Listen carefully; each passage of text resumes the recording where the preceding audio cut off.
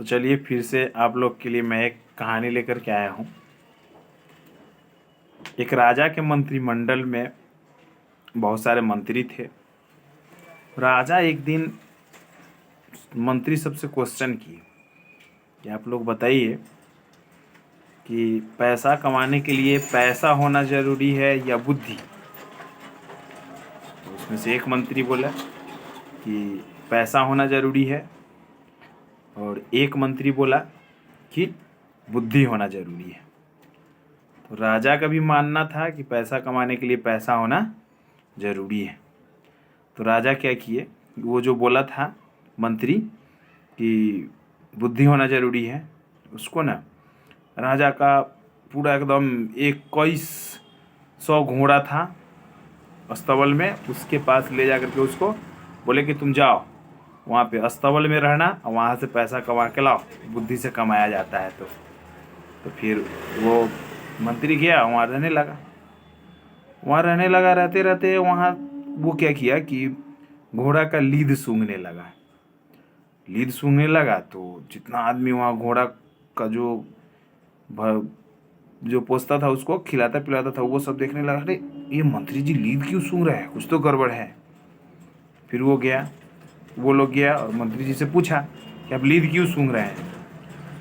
तो मंत्री जी बोले कि देखो, घोड़ा के लिए जो भी वहाँ से चारा मिलता है, तुम लोग पूरा चारा नहीं खिलाता है और तुम लोग उसमें कुछ कटौती करता है। कि अब हम राजा जी को जाके हमको बताना पड़ेगा। फिर सब आया, विचार विमर्श किया और राजा को बोला कि राजा को नहीं बताइएगा, और मंत्री जी को 5 लाख रुपया दिया। मंत्री बोला कि ठीक है, चलो हम नहीं बताएंगे। फिर मंत्री गया और राजा को पैसा दे दिया, बोला देखिए हम बुद्धि से पैसा कमा करके ले आए। फिर राजा को विश्वास नहीं हुआ। फिर राजा उसको बोले कि ठीक है, हो सकता है किसी तरह कमा लिया होगा, इस बार तुम क्या करो कि नदी के किनारे जाओ और वहाँ पे नदी के किनारे जा कर के तुम वो पानी में ये क्या रेत गिनना है, पानी की लहरें गिनना है, लहरें। तो वो क्या किया कि गया और वहाँ लहरें गिन रहा था। तभी ना दूर दूर से विदेश से जहाज़ सब आ करके वहीं पे नदी किनारे लगता था। तो जहाज़ सब जितना जहाज़ आ रहा था सब देख रहा है कि अरे मंत्री जी यहाँ खड़ा होकर के क्या कर रहे हैं, कुछ तो गड़बड़ है। फिर वो सब आया, बोला कि मंत्री जी आप यहाँ क्या कर रहे हैं। बोला कि हमको राजा बोले हैं कि देखने के लिए कि जितना जहाज़ आता है देखना कि कोई जहाज़ नदी का लहरें तोड़ करके तो नहीं आ रहा है।